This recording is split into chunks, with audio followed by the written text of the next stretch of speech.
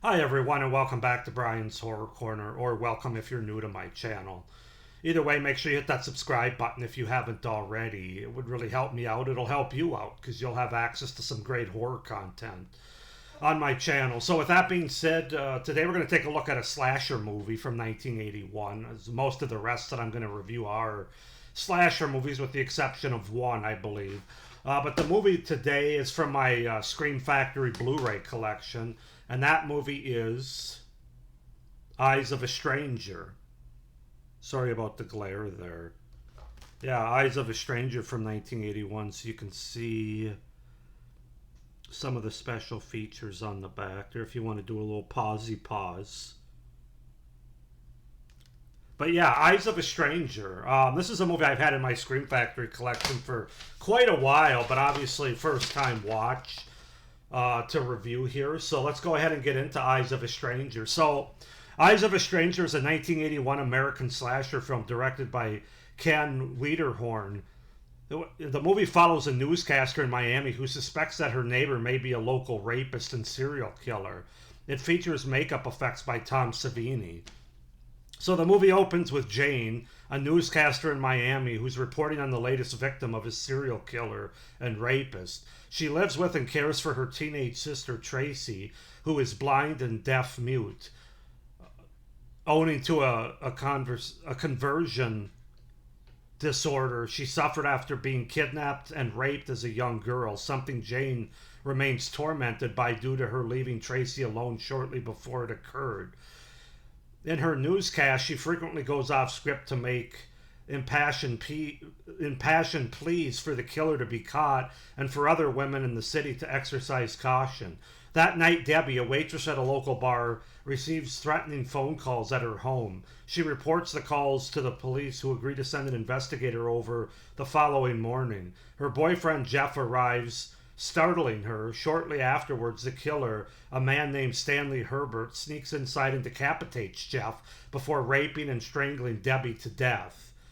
While parking in the garage of her apartment complex, Jane observes Stanley returning in his own car and disposing of a bloodstained shirt and belt. Later that night, Jane consults the building management, claiming she accidentally hit Stanley's car and compelling them to give her his name. She learns he lives in the apartment tower directly across from her own.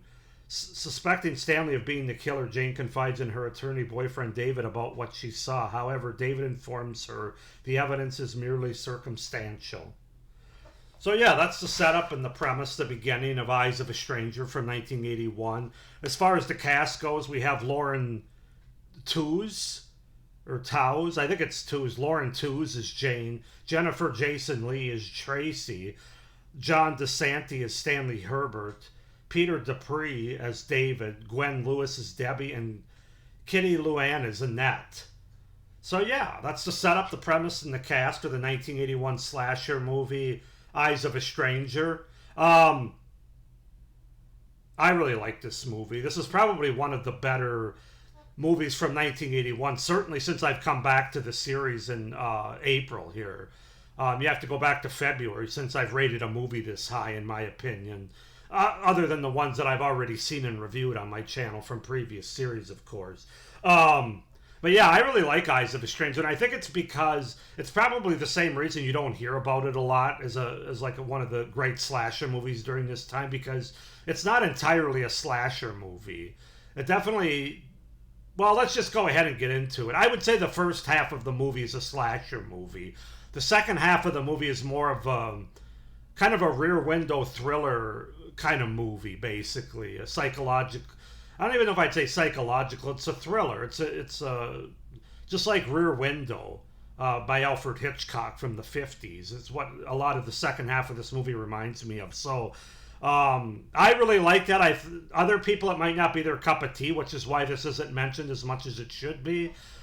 But if you want to look at this as just a great horror movie, whether you want to say thriller, slasher, whatever, I just think it's a great horror movie from 1981. So let's go ahead and get into it, starting with the things that I really like about this movie. I love the slasher / cat and mouse thriller balance that this movie gives us. It really works well for me, particularly with the Rear Window vibes and comparisons going on in the second half of this movie, as I mentioned. It does a really good job of blending the slasher element and the sort of cat and mouse thriller element. A lot of movies try to do those things and they don't succeed. This movie succeeds very well, in my opinion, and I think it's largely because of the director, Ken Wiederhorn.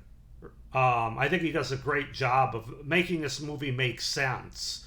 You get some of the best elements of the slasher subgenre in the first half of the movie, and you get some of the best aspects of the thriller aspect, the cat and mouse game that's going on in the second half. And I just think it's a great blend, and that's really the thing that worked most for me in this movie. Really enjoyable. I think the acting is really good, especially amongst our three main characters, the two sisters and the villain here. I think that Lauren Toos, who's probably best known from the TV show Love Boat, and John DeSanti as Stanley Herbert, the villain, or the bad guy, if you will. I think he does a really good job without having a lot of lines, without being too over the top. He plays it very realistically, very creepy. Lauren Toos, as I said, is very good. And this is Jennifer Jason Leigh's, I think it's her first film that she was in. And man, for being her first film, she does a tremendous job as well, especially considering she really doesn't have any lines in the whole movie. She says one person's name at the very end, but otherwise she plays a mute and a blind girl. And I think she does a fabulous job, especially when you consider that this is her first film debut role, with her facial features and just her overall presence on screen. It was clear by watching this movie that she had a bright future ahead of her as an actress, and obviously she did. Yeah, she's really good. As I said, Lauren Toos as Jane is very good. Jennifer Jason Leigh plays Tracy. Those are the two sisters. And then John DeSanti is the bad guy, Stanley Herbert. The rest of the acting is so-so. It's not great. But those three main characters really make the movie a well-acted one. And so that really stood out to me. And I think the characters are also pretty well flushed out, those three characters. Well, the two sisters mainly. You really care about him. You really want him to succeed and survive in this movie, and that's never a given when it comes to slasher movies, especially during this time. So that really stood out. They really sell their roles and the story well. The movie is really well made, from the pacing to the look and cinematography of it, to the camera work and the different shots for effective suspense. There's a lot of shots like in the dark, a lot of shadow. Just very effective for really ratcheting up the tension and suspense in this movie. It's interesting. This movie it's kind of a sleazy. It has sleazy aspects to it. Obviously, the content and what we're dealing with here in terms of a guy that abuses and rapes women. And some of the violence on screen, but then it also plays. The look of it, you would also think is like a melodrama that you'd see on a TV movie of the week as well. So it has an interesting blend there. But yeah, it looks great, especially on this. I've been told that this is the best version of it. I tend to believe that because I think it's the only Blu-ray version that's been released to date of Eyes of a Stranger. But I thought the movie looked great. It sounded great. And like I said, it looks great, especially as it relates to suspense and build up. Again, the tension created gives us some really creepy scares, in my opinion, with and around the suspense that's going on. Better than most, whether you want to say in the thriller genre or in the slasher subgenre. I think this movie does it as well as any. There's a couple of scenes where you got one character opens the door to a familiar voice, but there's a good scare there where that person is trying to scare her, doesn't know what's going on, that she's been receiving phone calls. There's another sequence where a character's taking a shower, and there's the killer ends up having his face like pressed against the door. Very effective, very creepy, and that's what the director in this movie just does very well, is have those creepy moments, those creepy scenes.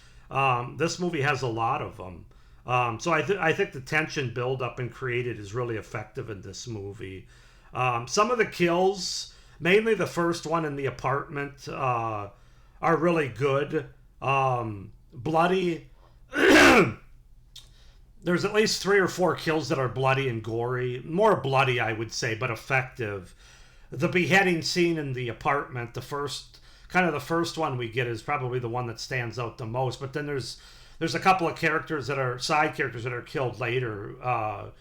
One's stabbed through the neck, and the other's neck is slashed, and that's where Tom Savini's effects really come in. Well, I don't think it's Tom Savini's best makeup gore effects by any stretch of the imagination, but you can definitely tell he was involved in this movie with his touch there. So yeah, I thought those kills were really good. The setting is interesting, taking place in Miami.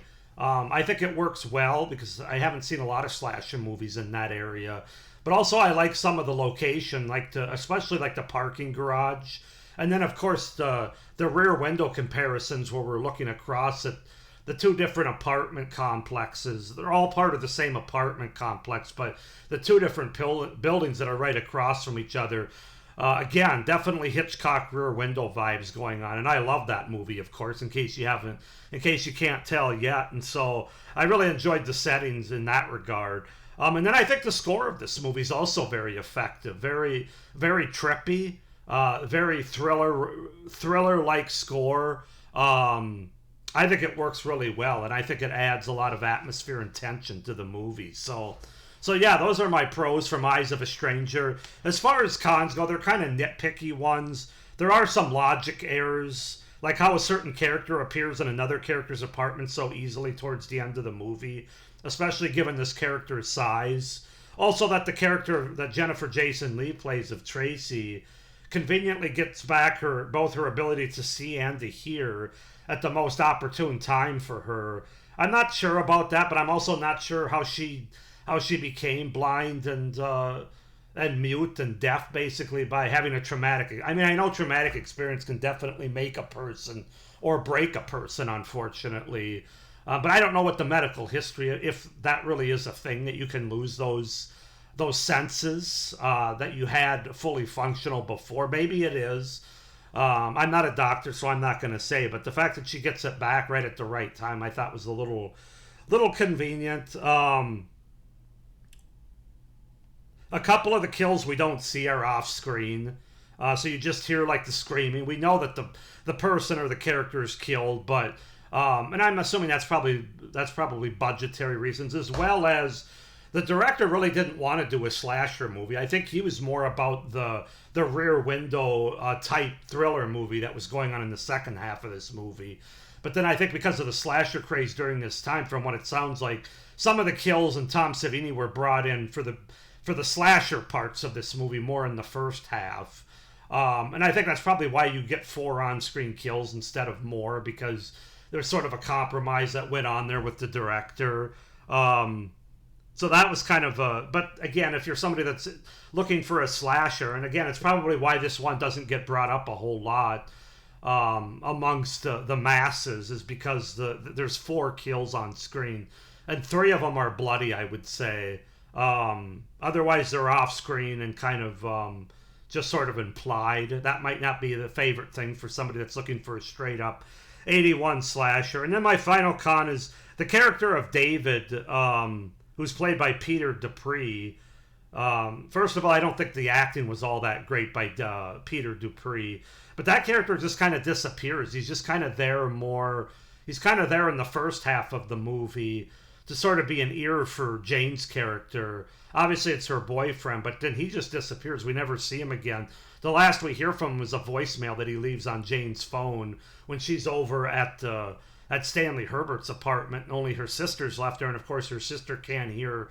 She can't hear either the phone ring or she can't hear the message that's left. So again, that's a small nitpick. It doesn't really hold the movie back, but just a couple things I wanted to point out. But overall, guys, I really love this movie from 1981. Whether you want to say it's a slasher movie, whether you want to say it's a thriller movie, I think it's both, and I think it works really well. I think it's very well directed, very well shot, with some creepy and effective sequences and great acting by Jane Toos and Jennifer Jason Leigh for sure. So I'm going to give this movie an 8 out of 10. 8 out of 10 for Eyes of a Stranger from 1981. And I would recommend getting this movie on the Scream Factory edition like I have here. So go ahead and comment down below if you've seen Eyes of a Stranger, your thoughts about it, like it, don't like it, why not. Please like this video, hit the little notification bell, and subscribe to my channel if you haven't already so you don't miss any of my upcoming reviews for this series, but also the great horror content that I have coming out after this. I'll probably be dropping a channel update video here in the next week or so, kind of telling you where I see the rest of the year going here, kind of almost a mid-year update, which is hard to believe mid-year. But with all that being said, I hope you guys are enjoying my overall 1980s horror series, 1981 specifically. Hope you're doing well, but as always, stay scared. Bye.